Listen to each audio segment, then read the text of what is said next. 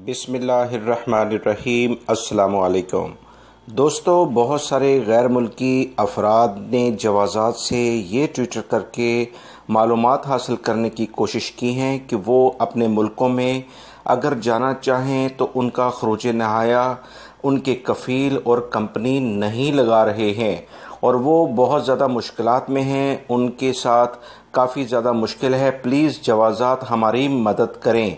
इस सिलसिले में बहुत सारे गैर मुल्की अक्सर मुश्किलात में देखे जाते हैं कि वो अपने मुल्कों में कई कई साल तक नहीं जा पाते। इसकी एक बहुत बड़ी वजह उनके कफ़ील और कंपनियों की जानिब से फ़ाइनल एग्ज़िट उन्हें नहीं देना होता है।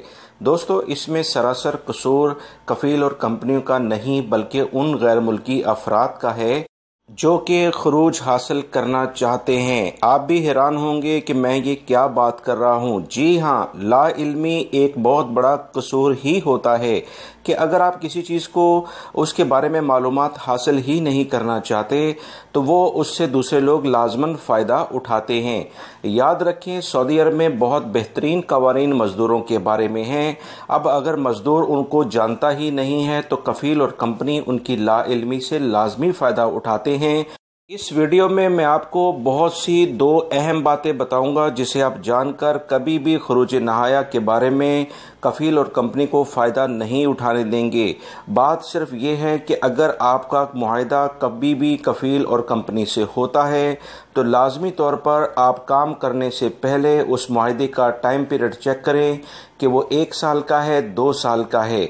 अगर कोई भी कंपनी आपके मुआहदे की खिलाफ वर्जी करती है और उसके बाद आपको छुट्टी नहीं देती है, किसी दूसरी जगह नकल कफाला करने की इजाज़त नहीं देती है या उसके बाद आपका फ़ाइनल खरूज नहाया नहीं लगाती है तो लेबर कवानीन के ख़िलाफ़ वर्जी वो करती है।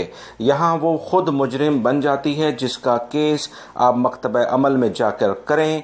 मुझे पूरी उम्मीद है कि इसके ख़िलाफ़ वो नहीं आएंगे और आपका खरूज नहाया या आपको नकल कफाली की इजाज़त दे देंगे।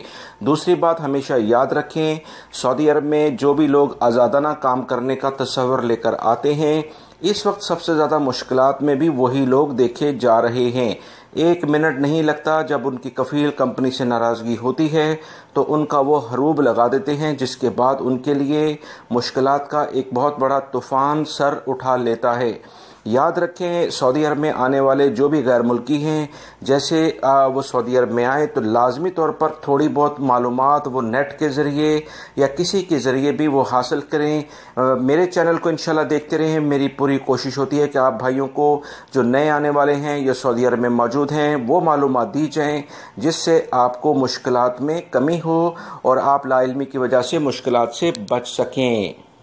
सऊदी मकतब अमल ने वाज़िह तौर पर कह दिया है, यानी मिनिस्ट्री ऑफ लेबर ने, कि वो तमाम कंपनी कफ़ील जो कि मुआहदे की खिलाफ वर्जी करते हैं अगर वो मुआहदा नहीं करते तो उस पर भी वो मुजरिम हैं।